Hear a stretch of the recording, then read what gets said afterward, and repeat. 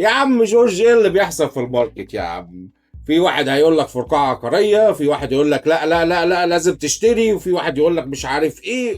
طيب نوضح حاجه بسيطه. احنا بنذاكر على طول الماركت ماشي ازاي. الحمد لله الواحد ذاكر كتير ومعاه ماجستير في اداره اعمال من امريكا هنا. فاللي انا بس بقوله لك اهدى شويه كده وركز، شوف انت عاوز تعمل ايه. ده اولا. اليومين دول عشان الناس اللي على اليمين بتقول حاجه والناس على الشمال بتقول حاجه، ففي لخبطه في الكلام. في بقى حاجه مهمه الناس لازم تفتكرها، ان الاقتصاد عامل زي التاريخ. يعني ايه؟ يعني الاحداث اللي بتحصل، ناس حصل حدث الناس بتتعلم منه، فبيعمل مقارنات بين الحدث ده والحدث ده. عشان كده هتلاقي الستوك ماركت طول النهار نازل وطالع نازل وطالع، واللي بيذاكر الحاجات ديت عارف الدنيا ليه بتنزل وليه بتطلع. بس في حدث مهم حصل، اللي هو ايه؟ الكورونا. عملت ايه؟ ربنا قفل العالم كله لمدة سنتين واكتر. فالحدث ده حدث غريب، فما حدش عارف ايه اللي بيحصل ومش متأكد منه في 100%. طيب يا عم جورج، ده انا اعمل ايه؟